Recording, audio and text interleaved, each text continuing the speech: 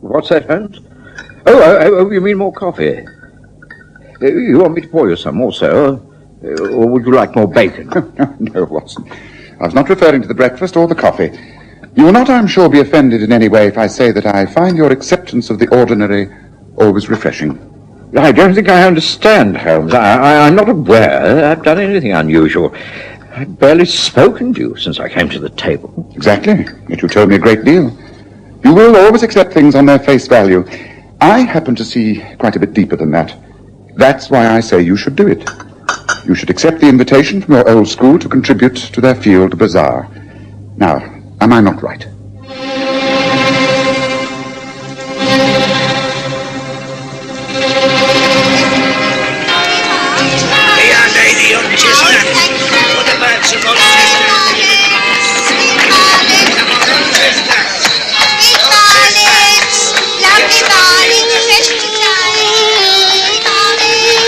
We present the stories of Sherlock Holmes.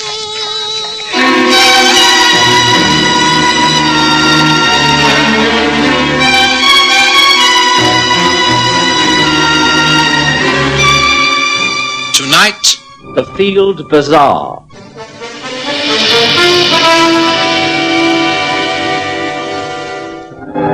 In the early days of my association with Sherlock Holmes, I have to admit that I found him rather overbearing. In later years, I grew used to his manner, and after I'd married Mary and moved away from 221B Baker Street, I was able to laugh at my feelings of inferiority. But he was never an easy man to understand, and I will remember during the summer of 1885 being particularly disconcerted by his attitude. It was one of those lovely, long, hot English summers, days which cried out to be spent in the country, walks along narrow, leafy lanes filled with the drone of bees and the smell of honeysuckle. That's why, when our letter arrived on that August morning, I was very tempted, and Holmes knew this. I repeat, I should say yes. Holmes, I really don't know what you're talking about. I've just told you. You've been asked to help in the Oxley Field Bazaar, haven't you? Yes, that's correct, but I cannot for the life of me see how you know this. The letter has only just come to hand, and I've not spoken to you since I opened it. In spite of that, I would even venture to suggest the purpose of the bazaar. It's to gain funds in order to enlarge the school's cricket field. Holmes, there are times when I think you use some form of black magic. You really are a most excellent companion, Watson.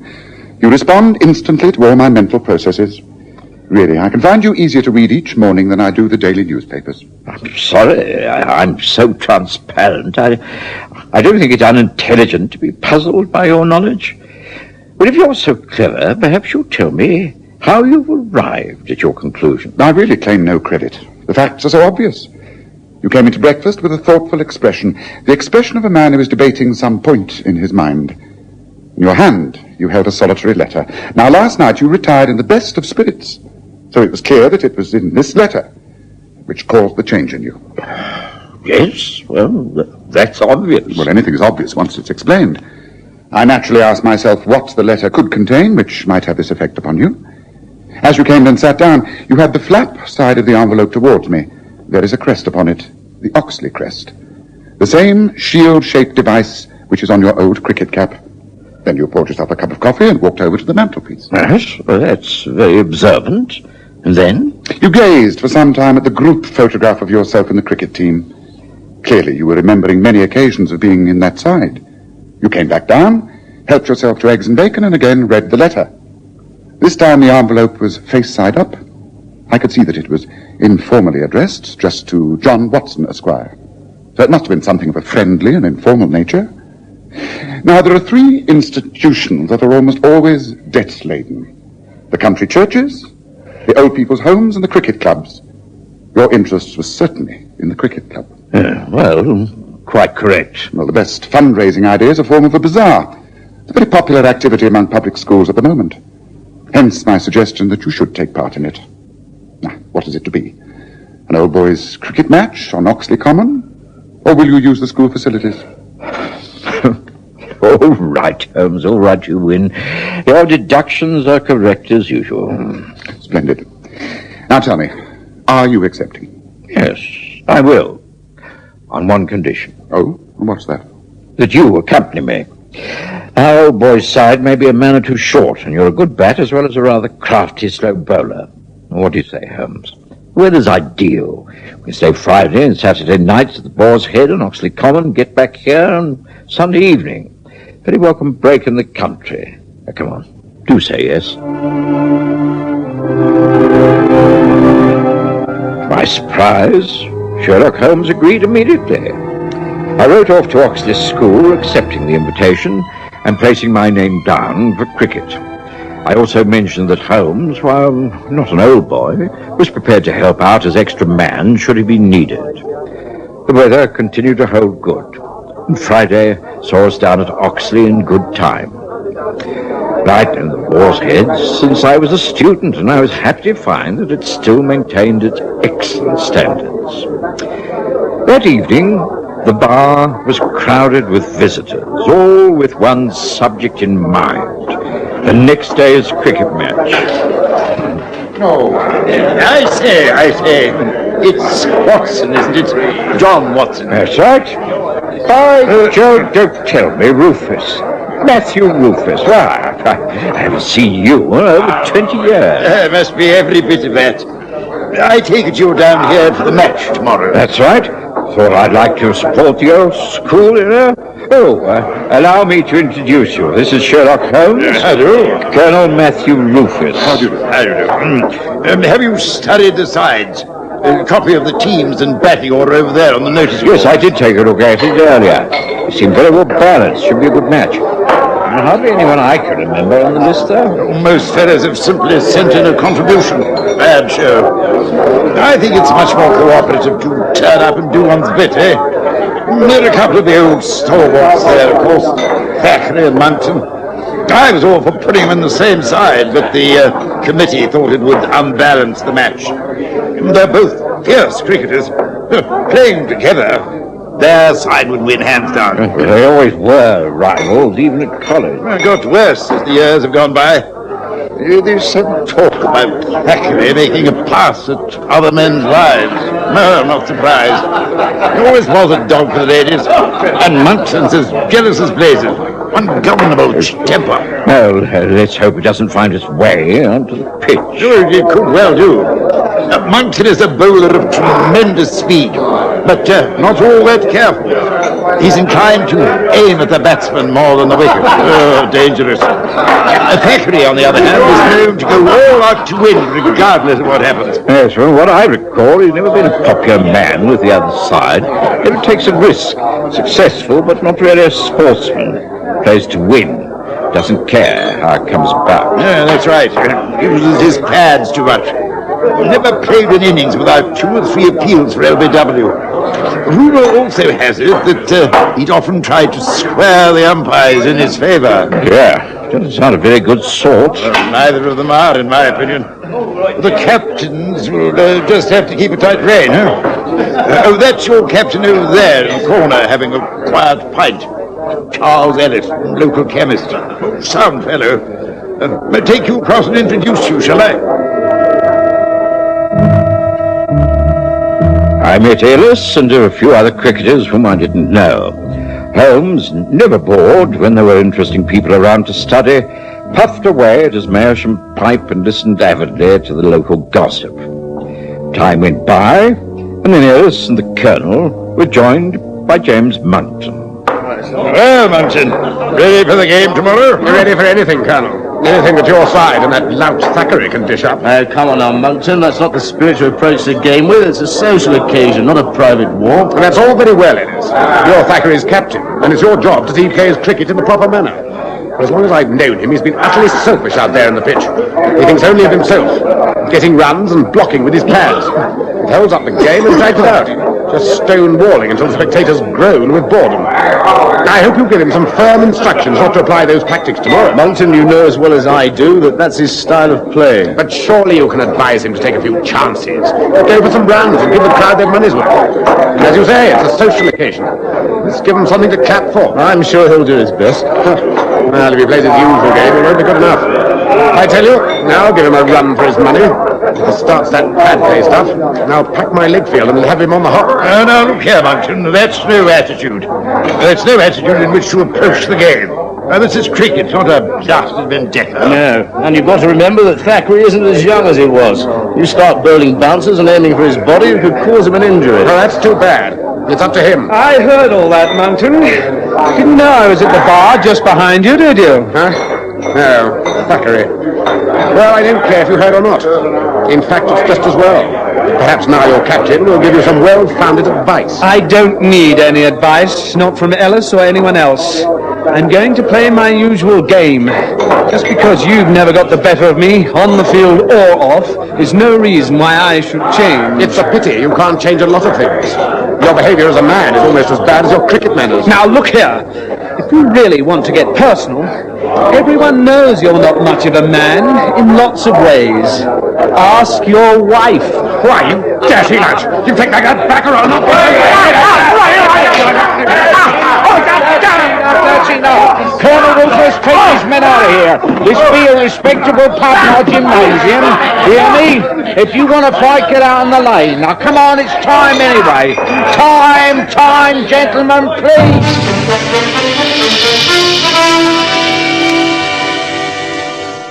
Clear from that very first evening that the Saturday match on Oxley Common was not going to be the quiet, relaxed game of village cricket that we'd all expected. Most of us, from Colonel Rufus and George Biggs the publican, down to the lowest farmer's boy, deplored the bad manners shown by both Monkton and Thackeray. Outside the Boar's Head in the warm night air, the two men were made to apologize to Biggs and were persuaded to shake hands. And then, in an atmosphere of uneasy truce, they said good night. Monkton went striding off down the main street, while Thackeray stood for a while arguing with Ellis, who was, no doubt, giving him a bit of a dressing down. The next morning saw the opening of the field bazaar by the vicar of Oxley. And after luncheon, our side won the toss, and Chelmsford and Howes went into bat. I noted that Monkton was not put on to bowl, and wondered if they were saving him for when Thackeray went to the crease, which seemed rather a dangerous plan. However, whether by accident or design, that's exactly what happened. Chelmsford was caught in the slips at a score of 15, and in went Thackeray. He played his usual tight game, scoring quite a few runs, but taking no chances, and using his pads whenever possible.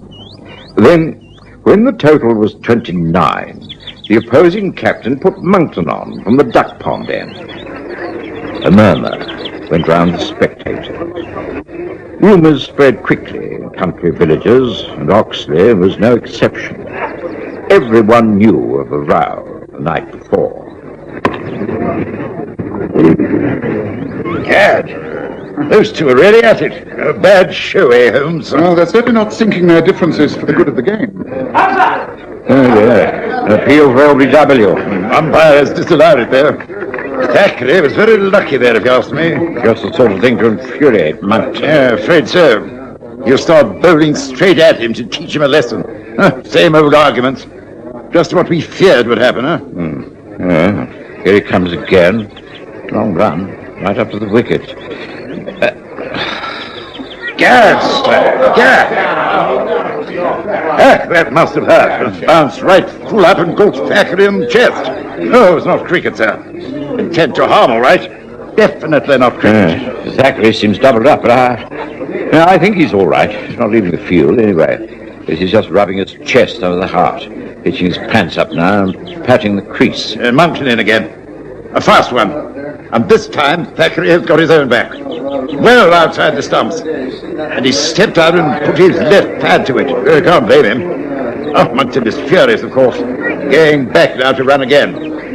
Takes a long run, this man. Oh, that's false. He needs it.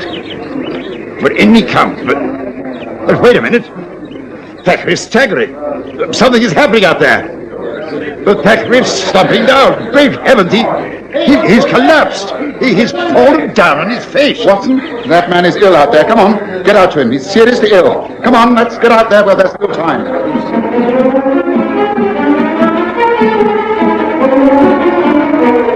Holmes and I left our seats in the pavilion and, hurriedly followed by the Colonel, we raced across the grass towards the cricket pitch.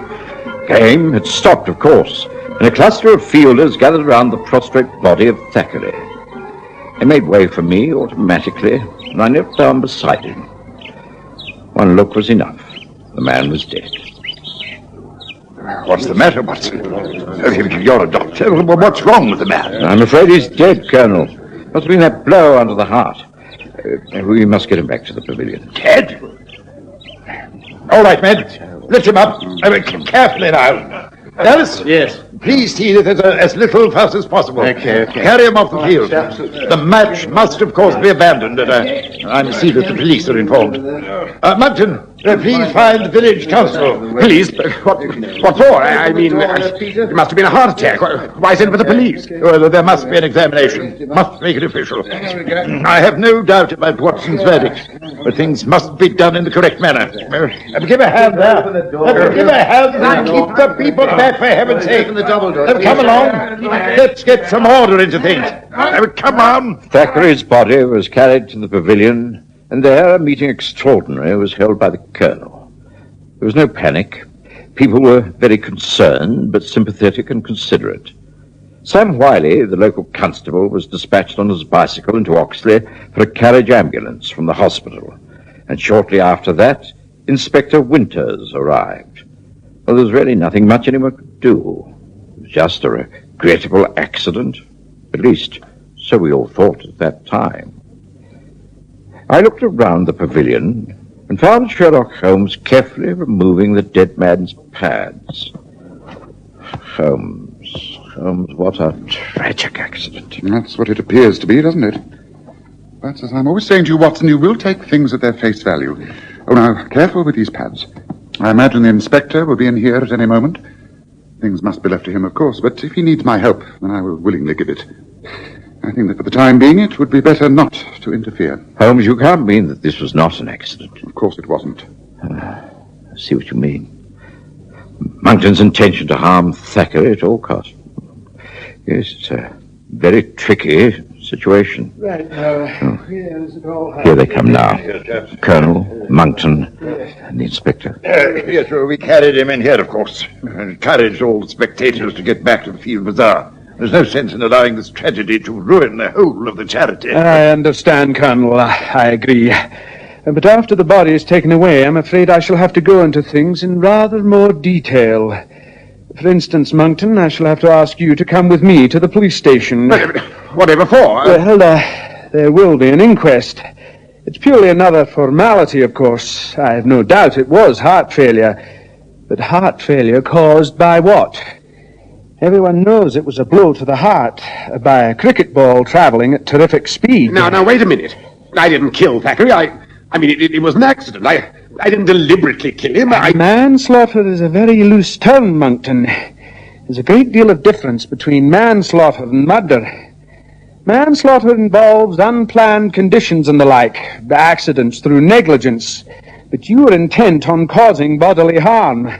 There are dozens of witnesses prepared to testify to that. But that's ridiculous. An unlucky blow. Like a man who killed someone in a fight? Exactly. Sorry, the matter will have to be taken up. It simply can't be glossed over. Do you not agree, Colonel? It's not for me to say. You're the law, but, I'd seek advice from a solicitor as soon as you can, Monkton. Sound advice, Colonel. Come, man, you haven't been charged with anything yet. Let's get the body out of here. The carriage is waiting. Bring him out this way. There we go. That's it. Get the doors open, Peter. Well, Holmes, aren't you coming? No, and neither are you. We are both staying here. Holmes, what do we do here? Very simple, Watson. Catch the murderer. Murderer? Quite. Thackeray didn't die of a heart attack. He was poisoned. What? Holmes, you can't be serious. My dear Watson, have I ever joked about sudden death? You are a medical man, but you were just as taken in by the circumstances as anyone else. I examined the dead man and thought it looked more like poison than a heart attack, and I was right. Look, careful now. Study the dead man's pads. Here, let me show you. Now, you see, these pads are stiffened with cane struts, but here is another twisted thorn. That splinter of wood is impregnated with a deadly poison. The man died not directly after a blow under the heart, but immediately after a blow on the left knee. He stepped out, used his pad. The splinter tore into the flesh of his knee, and that's how he died. Then if what you say is correct, whoever organized this dreadful crime must have known that Thackeray would be hit on the pads. The whole of Oxley knows that. Thackeray was bound sooner or later to risk putting a pad out to a fast ball in sheer defiance of Monkton's tactics. The fact that he received a blow the ball before was simply coincidence, and one which worked very nicely as far as the murderer was concerned. But Holmes? Who could have done this terrible thing? That's what we have to discover, isn't it? Look, the hue and cry has died down a little now. We shall have to be patient, I'm afraid. This pavilion is used not only as a dressing room for cricketers, but for storage as well. The cement roller, the gardener's equipment, everything used to keep the common clean and tidy. There are plenty of places where we can conceal ourselves. Somehow I don't think we shall have long to wait. Yes, here, behind here. Yes, that's it. Now, Thackeray's pads are clearly displayed there on the bench. Wait. Quickly, Watson, quickly. I think we're about to have a visit. Shh, wait. Look there. The open doorway. Wait until he picks it up. And now, Watson, hold it. Hold it! What the devil? How dare you? What do you think you're doing? All right. Call the colonel and the constable. It's all over, Ellis. As a cricket captain, you may be quite good, but as a killer, you're caught out, in every sense of the word. Ellis was taken away by Constable and Colonel Rufus. Under interrogation, he broke down and confessed everything. It was a diabolically clever plan that he'd conceived and almost carried out. It was left to Holmes to fill in the details, as usual. You may have noticed when we first arrived down here that I was unusually quiet at the bar. I was listening to the local gossip. It wasn't all about Thackeray and Monkton and their cricketing rivalry. There was a deal of talk about Thackeray's amours with the local ladies. Everyone thought he was after Monkton's wife, but quite a few locals knew that it was Ellis's wife with whom he was carrying on an affair quite openly. Ellis, being the local chemist, had no difficulty in obtaining the Brazil curare poison. It fades from the bloodstream in a matter of hours and so would remain undetected. Oh, yes, it was very clever. But thanks to you being on the spot, Watson, he had no chance of examining the dead man and removing his pads straight away. I think we've made our contribution to justice and the field bazaar, don't you?